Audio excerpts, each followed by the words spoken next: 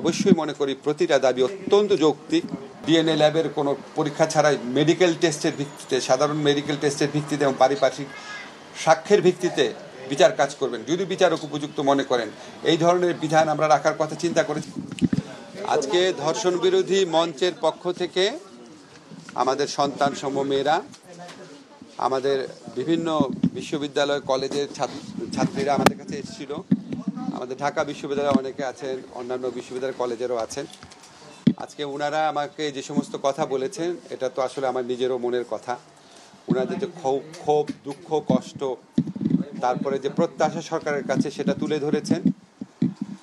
এবং আমি তো অবশ্যই মনে করি প্রতিটা দাবি অত্যন্ত যৌক্তিক। এবং ওর মধ্যে কিছু দাবি ছিল। একটা, ওনারা বলেছেন যে মাগুরায় যে ঘটনাটা ঘটেছে, জঘন্য ঘটনা ঘটেছে, সেটা যেন সর্বোচ্চ দ্রুততার সাথে বিচার নিশ্চিত করা হয়। আমরা ওনাদেরকে আশ্বস্ত করেছি। আমি আপনাদের জানাতে চাই, পুলিশ অলরেডি ওই আসামি যারা আছে মাগুরার ঘটনায়, তাদের অলরেডি ডিএনএ স্যাম্পল কালেক্ট করেছে গতকাল। সেটা আমি ওনাদেরকে জানিয়েছি। এবং এটার বিচার কার্য কোনো রকম কাল বিলম্ব না করে দ্রুত এবং ন্যায় বিচার যেন করা হয়, সেই লক্ষ্যে আমাদের একটা বিশেষ নজরদারি থাকবে, এটা ওনাদের বলেছি। ওনারা বলেছেন ধর্ষণ বিরোধী সব মামলার ক্ষেত্রে যেন এরকম পদক্ষেপ নেওয়া হয়, আমরা বলেছি সাধ্যমতো চেষ্টা করব। ওনারা বলেছেন, একটা বিশেষ দাবি করেছেন, শুধু ধর্ষণের মামলার বিচারের জন্য একটা স্পেশাল কোর্টের কথা বলেছেন।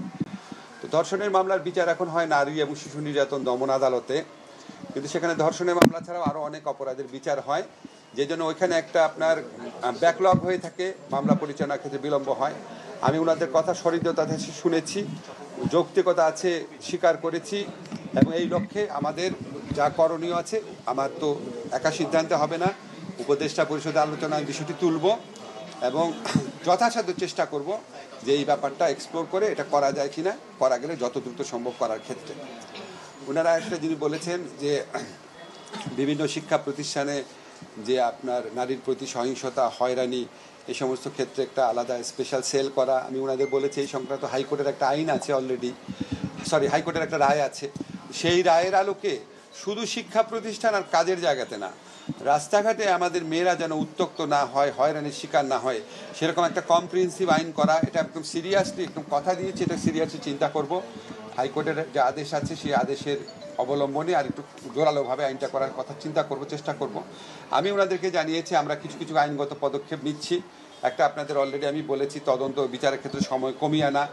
তারপর উপযুক্ত ক্ষেত্রে বিচারক যদি প্রয়োজন মনে করে ডিএনএ ল্যাবের কোনো পরীক্ষা ছাড়াই মেডিকেল টেস্টের ভিত্তিতে, সাধারণ মেডিকেল টেস্টের ভিত্তিতে এবং পারিপার্শ্বিক সাক্ষ্যের ভিত্তিতে বিচার কাজ করবেন যদি বিচারক উপযুক্ত মনে করেন। এই ধরনের বিধান আমরা রাখার কথা চিন্তা করেছি। আমি আপনাদেরকে জানাতে চাই যে আমরা গত পরশু এবং গতকাল 2 দিন কনসালটেশন মিটিং করেছি। গতকাল কনসালটেশন মিটিংয়ের সময় আমাদের যে ফৌজিয়া আপা আছেন জাতীয় মহিলা আইনজীবী পরিষদে, তারপর আমাদের ফরেন্সিক যারা এক্সপার্ট আছেন, আমাদের মহিলা পুলিশ যারা এই সমস্ত বিষয় নিয়ে কাজ করেন, সবাই ছিলেন। আমাদের এহসানুল হক সমাজী অনেক বড় আইনজীবী, উনি ছিলেন। তারপর ঢাকা মেডিকেলের ফরেন্সিক বিভাগের যে হেড আছেন, সবাই কি ছিল, সিআইডির ফরেন্সিক এক্সপার্ট ছিল। আমরা একটা ড্রাফট আইন করেছি। এই আইনটা আমরা আজকে সার্কুলেট করছি কিছু কিছু স্টেক হোল্ডারের কাছে। যত দ্রুত সম্ভব আমরা এই আইনটা কঠোরভাবে প্রণয়নের, মানে আইনটা কঠোর করার চেষ্টা করব, যাতে ধর্ষণের মামলার বিচার শুধু দ্রুত না, এবং বিচারটা যেন নিশ্চিত হয় এবং যথাযথ যেন বিচার হয়। এগুলো আমরা ওনাদেরকে বলেছি। এবং আমার মনে হয় যে একটা কথা আমি নিজের থেকে আপনাদের বলার প্রয়োজন অনুভব করছি, যে আমাদের গণ অভ্যুত্থানে আজকে যে আমাদের ছাত্র জনতার যে বিজয় হয়েছে, যে ঐতিহাসিক আন্দোলনের মধ্যে দিয়ে আমরা শেখ হাসিনা সরকারকে বিতাড়িত করতে সক্ষম হয়েছি, ফ্যাসিস্ট সরকারকে।